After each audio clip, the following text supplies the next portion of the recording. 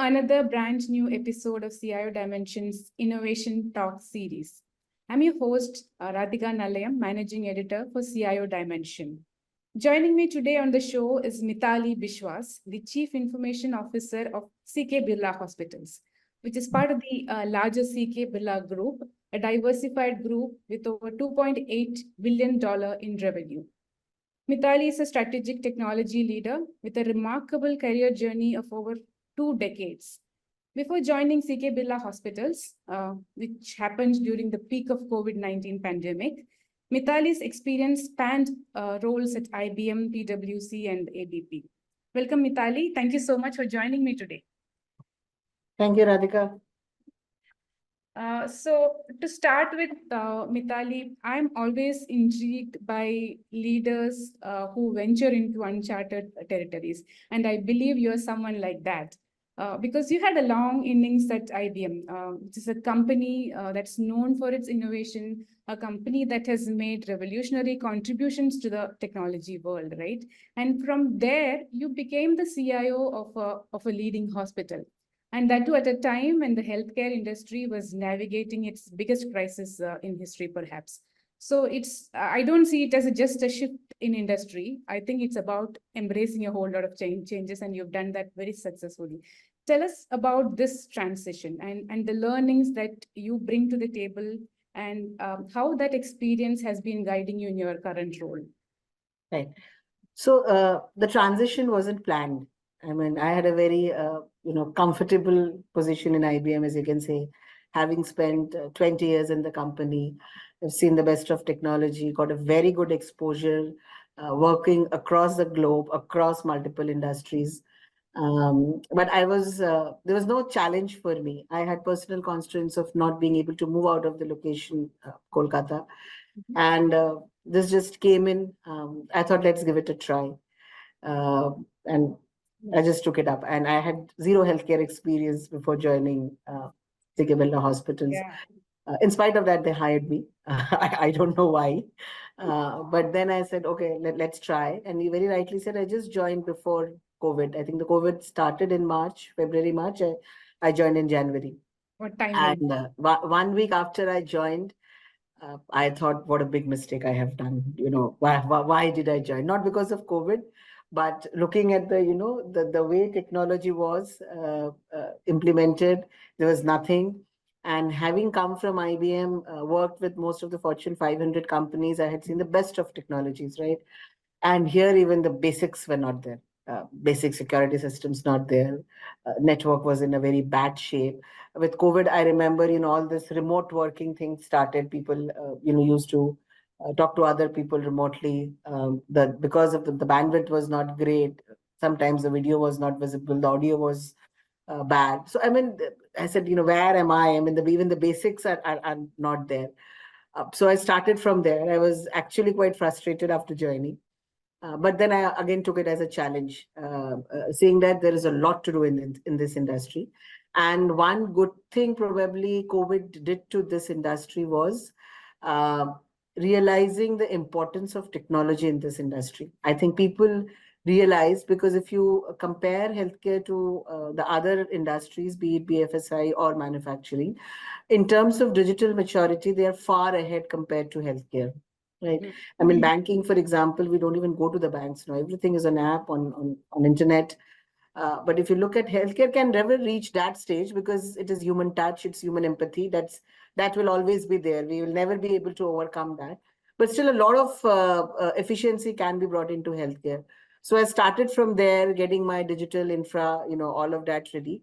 And my exposure to a lot of things in IBM actually helped me look at things differently. For example, with all this new technologies coming in, I never jumped to, let's do IoT, let's do AI right from day one. It was first creating, looking at what the as-is situation is, what is the digital maturity of the organization, how the users are. So in the first few months, I just observed. First 6 months, probably I did nothing, to tell you the truth. I observed, I tried to understand the industry, figure out what the challenges were. And then I came up with a digital transformation roadmap for 3 to 5 years. what I want to do. And there were dependencies. Unless, see, if you want to move to cloud, you first have to get your infra in place. Your infra has to be rock solid. And since coming from IBM, I had no doubt that we had to move to cloud. The question was not why, the question was how, for us. So I started working from there and first made sure that I fixed the infrastructure problem. Then I created the map to cloud. We moved our SAP to cloud. Then we changed our HIS, which is very code. We did that. So it was a very step-by-step journey. I mean, I did not jump saying, okay, we will do that, because for AI, for example, or anything, you have to have the basic things placed. For example, the data has to be in place. If my data is not good, nothing will work. So security, compliance, I mean, being in IBM, we took these things very, very seriously. And here, I remember asking for the budget and I was asked, क्या data है अपने पास, मिताली लोग लेके जाएंगे, क्यों इतना पैसा खर्च करना है security पे? It was like that. So the awareness was not there. So, bringing in those awareness in the management, getting that budget, looking at security from all angles, because with the pandemic, with more technology embracing in healthcare, the attacks on the healthcare also increased, right? So, keeping also those factors in mind, not only just going ahead and starting doing a lot of things. So it was more of a step by step. And since I had seen a lot of digital transformation journeys in IBM, with probably more mature clients, I would say, because I mainly used to work in the European market, I knew how things worked. So I think that exposure really, really helped me a lot. Though I was sometimes frustrated because, that was more process oriented. Here, there were no processes. So getting the change management was difficult. Another thing I learned working in IBM was very smartly how to say no. Which is not in the Indian culture. If you see, in the Indian companies, probably it's difficult to say no. But I think that is something I really learned very well in IBM. Especially, I spend a lot of time in the Nordics countries, and there I think nobody bothers. People are very transparent and honest. So here also, if something is, if you are sitting across a discussion over something, some requirement, and it is not going to happen for whatever reasons technically, or it's going to be very difficult, just say no. It will not work this way. Probably it will work this way. I think that helped. I am known for being very blunt in a lot of things. I wouldn't say arrogancy, but it is more being assertive and knowing. It is better to. I always feel, to be transparent and tell if something is not possible, rather than promising something and later not being able to deliver. So that's I always believe in. I think that is one quality that really helped. So yeah, that's it. I think in the last 4 years, a lot of changes I have made, and I'm happy with what we are doing. There's still a long way to go. It's not an easy journey, but I'm happy to see that I've been able to put a lot of things in place from a technology point of view. Great. That's a very candid response, Mitali. Thank you so much for that. And the fact that you had to build the foundation, you had to take everybody into confidence, you create that awareness even for the senior management. And as you rightly said, learning to tell a no, so striking the right balance. So and also then COVID came in, so how to respond quickly. So I can imagine how overwhelming this journey would have been, but very glad to see that you've really successfully navigated, that phase, and you're here now. Moving on, in fact, no conversation with a technology leader can be sustained without talking about artificial intelligence and generative AI today. So, and these two technologies are set to transform the healthcare sector in the coming days. So tell us about how these two technologies will sort of impact the healthcare sector, some of the real world use cases that you see emerging and would really impact the patient care, the clinical excellence factor, and all of that.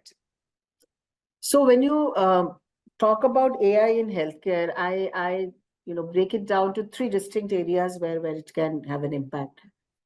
The first part is operations part of it, which brings in the efficiency within the hospital, which will directly impact the work that the hospital staff does.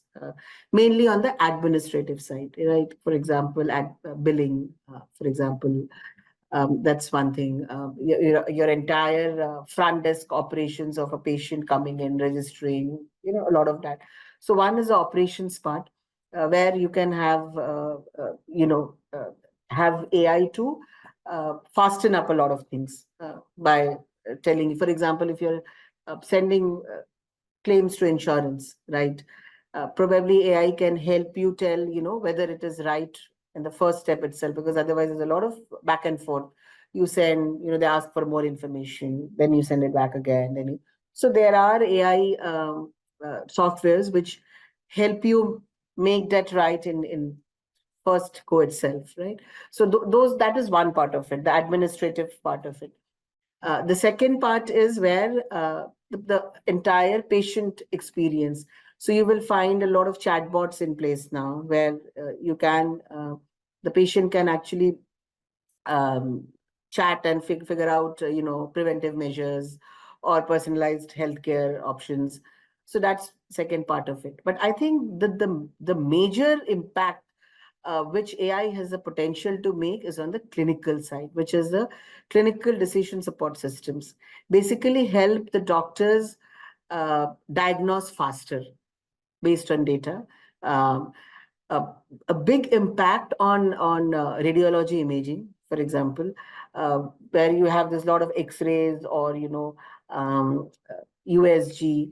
A very good application is brain strokes, right? So when you do a brain MRI, uh, in order to figure out whether, which part of the brain there is a cerebral stroke or what, it takes about 30 to 40 minutes for the doctors to actually see the image and then figure out which exact parts of the brain are impacted, and then go ahead and do the surgery or whatever care you have to give.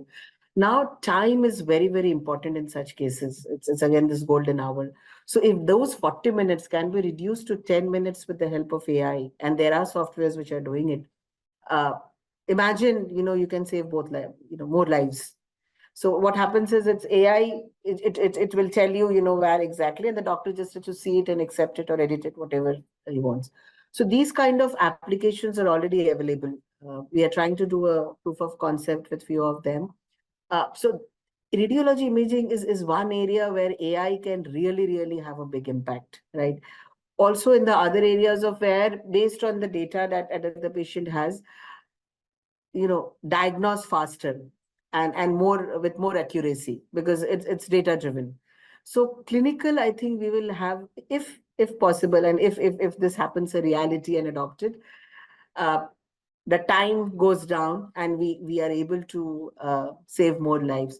So across these areas, as I said, bringing in efficiency, helping the patient experience and clinical, I see with the potential being very high in the clinical excellence area, mainly in the decision support system. Okay, that's great. So we can really see use cases that can make a huge impact on mankind and how we can solve some of those challenges. Having said that, I think AI also brings in a lot of challenges. It has the flip side, definitely, especially for a CIO who could be driving many of these projects. Could you talk about some of the top three challenges, perhaps, that a CIO or a healthcare CIO will face? And how do you think they can deal with it in this scenario? So number one is change management. And that also comes with, for example, the use case that I said, now the clinician will first ask, what is the evidence that this is working correctly? Right? How do I, because these are again, probably being approved by first in the US, and then, and it's built on a lot of probably US data or Europe data. Will it actually work in my Indian context? Right? Because healthcare is also something which depends a lot on your lifestyle, your environment, your climate, your everything, right? So I think that I see as a challenge, because that acceptance of using it, because the healthcare is an area, it has to be 100% right. Otherwise, you cannot use it, right? Because you are dealing with some life. Compared to a banking, for example. Okay, done some, probably there will be a financial loss. Okay, I understand that. But this, we are talking about human lives, right? So I think that transparency, that evidence of, yeah, this is working correctly, I think that's still probably lacking. So the acceptance from the clinicians or the change management part is going to be difficult. It's still not come mainstream, I would say. Okay. It's in India, right? So we are also trying to do some POCs in partnership with a medical imaging company, which manufactures a lot of these machines. Right, so there's also a lot of work going on there, but I wouldn't say it has already come to mainstream. I still have to see that, coming in. The efforts are going on. So that I see is the number one challenge. That entire change management, adoption, and the way you do it. Again, related to that is your data quality and management around it. Because AI, as I said, the base is data. The more data you have, the better quality data you have, the better results you are going to get, right? So that I see still we are lacking. I mean, not all data in hospital is digitized, for example. Yeah, I mean, you can't imagine the amount of data we create when a patient is admitted to the hospital. It's huge amount of clinical forms that the nurses fill up, that the doctors fill up, which are part of the compliance, which is still on paper. It's not on the system, right? And the paper data you hardly can use anything for, right? So unless that part also comes in, uh, the efficiency of AI probably will have a question mark. So the quality of data and the accuracy of data, the completeness of data, and the entire governance around it. There's challenge around that also, which probably is a headache of a CIO. So that I think is again a big thing. I will not talk about security because it is there. Everybody knows it's a challenge. We have to overcome it. It's without, But the third thing probably I'll talk about is from a technical point of view, integrating it with a lot of my legacy systems. And in any technology, when the two systems are talking, there will always be problem, right? So I think this, because some of them are really old, so it will take time. By the time you do away with those systems and get everything new, everything on the cloud, have the seamless integration in place. So I think that's also a challenge, because this data is not there in one system. It will be there. It's scattered all around, right? You have data in the lab, you have data in the radiology, you have the patient demographics, you have the prescriptions, you have the bills. There's different data, and also this data interoperability. Not every data will belong to your hospital. So that integration is also still lacking. The doctor gives a test, the patient might not do it in our hospital. He might just get it away from that. So that data is still a manual for me, unless somebody is applauding it or not. So unless we get that entire ecosystem together, this is a challenge. I hope it happens, probably 5 years down the line, 10 years down the line. Government has to play a very important role here, kind of mandate a lot of things for all the hospitals. And I think it is going in that direction with this entire Ayushman Bharat digital mission. It is going in that direction, but I think a lot of enforcement needs to be done. We Indians are not very good at, just doing something if we are asked to do.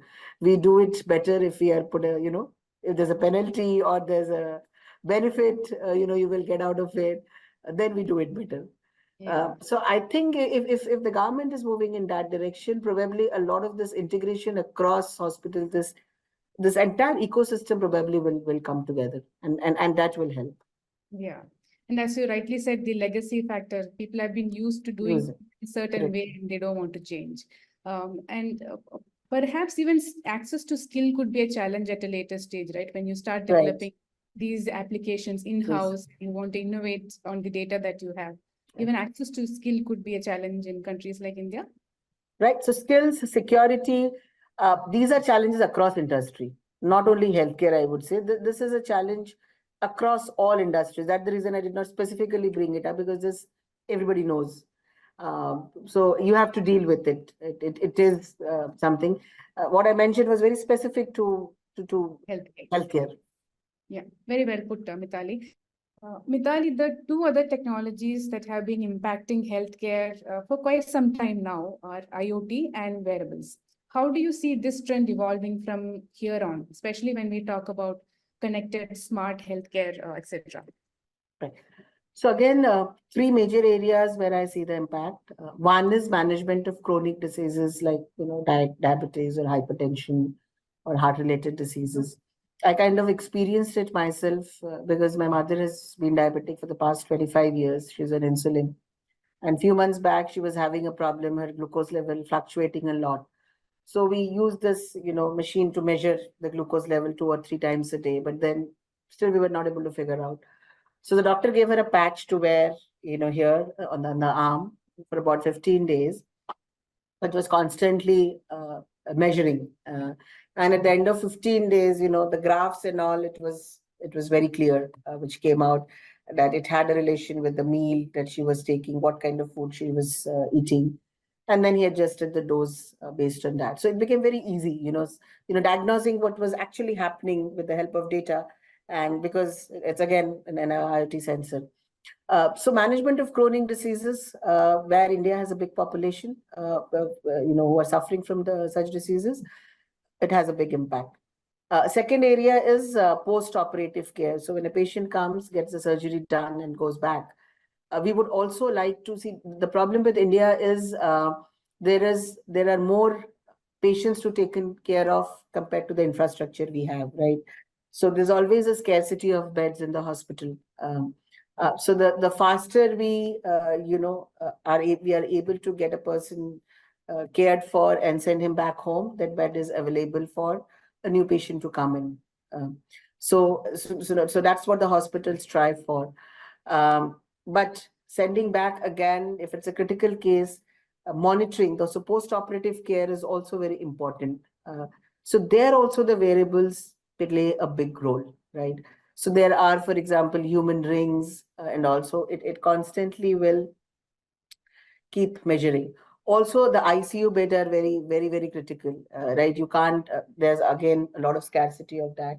But now, for example, in one of our hospitals, we have put those beds, which is a step down ICU, but it still measures a lot of factors. The patient lies on that bed, and constantly it will measure a lot of parameters, and then if there's something wrong, you can take care of it. So post-operative care is another area where I see. And the third area is, moving towards more of predictive healthcare rather than reactive healthcare. I think this health consciousness amongst people that really spiked up after COVID. All of us are more health conscious now. You will find, the smartwatches and the Fitbits, people going to gym, a lot of. But what to do with this data which is being generated, right? Yeah. So this data, if used properly, not yet being used, I would say, and if you can relate it to the hospital data, for example, the lab tests that the patient is taking, the radiology tests that the patient is taking, and the data which is coming from the smart devices. If you can marry both this data, definitely, the diagnosis that happens from there, it will be more preventive. You will reduce a lot of emergency cases in the hospital. Definitely, if something is diagnosed earlier, you have more time. Probably you can prevent a surgery in some cases. So moving towards more of preventive healthcare than reactive, where you fall sick and then you come to the hospital. So I think that also has a lot of potential with this wearables. Still for us to see. I hope we move in that direction in the coming years. So literally, the healthcare sector is sitting on a gold mine of Kind data, of which data. can be Absolutely. leveraged in multiple ways to create impact. And you touched upon a lot of aspects like the patient to bed ratio, the quality of the healthcare, and all of that. And some of these issues are very specific to India, right? The access to healthcare, especially if you look at the rural population, there is a lot of work to be done there. The overall quality of the system, and a lot of those aspects. How do you think these aspects would turn into opportunities for a healthcare CIO today? Because he has, or they have, the power of technology, right? And technology can actually transform and address many of these key issues. So how do you think a CIO is placed to kind of address some of these long-term challenges effectively using technology? See, we all saw during pandemic how the healthcare infrastructure of India, entire India, it fell down, right? I mean, we all saw it. Uh, you know, no beds, no oxygen, no doctors. I mean, we went through a very bad phase. And as I was saying, people realize that technology is one way of bridging that gap. It's not the only way. Probably a lot of other things to be done, but it is one of the major levers, that can be pulled to close that gap, right? Um, for example, the doctor to patient ratio or the nurse to patient ratio in India is 1:2000.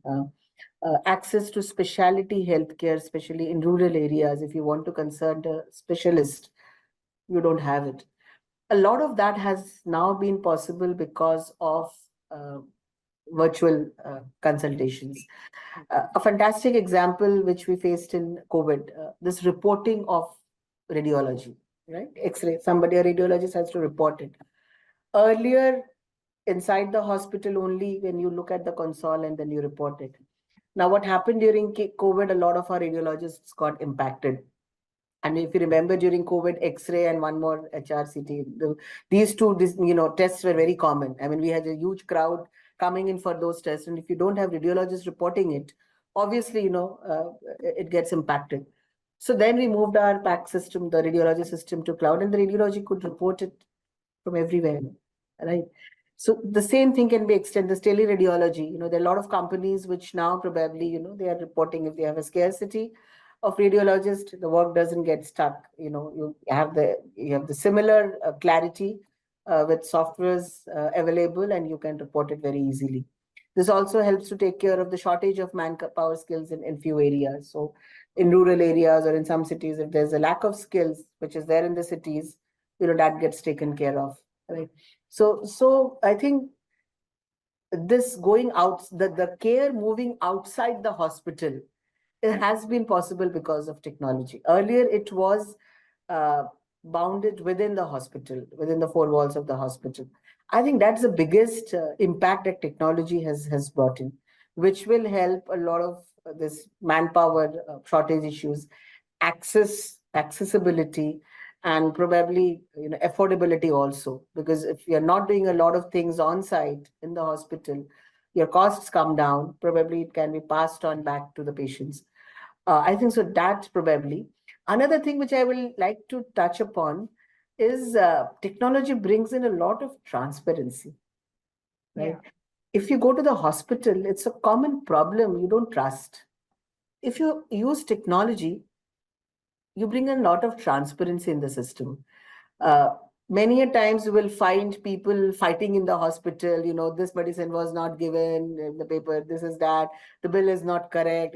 So if everything is in the system, the prescriptions are in the system, you put the tests in the system, everything is there. Nobody can fudge the data, and so it brings in a lot of transparency, and that leads to trust, which is very, very important in healthcare. Right. Yeah. So I think the use of technology is just not, being more efficient, helping the clinicians. It also brings in this trust element, which is very, very important in healthcare. The more we use technology for doing our tasks, I think the more transparency, the more trust it brings in. Great. Those are some very valid points, Mitali, and I'm sure it's an exciting time. It's a very challenging time for any CIO in the healthcare sector. Wish you all the very best for your future endeavors at CK Birla Hospitals. And thank you so much, Mitali, for spending time with me today. Thank you so much, Radhika. Thank you.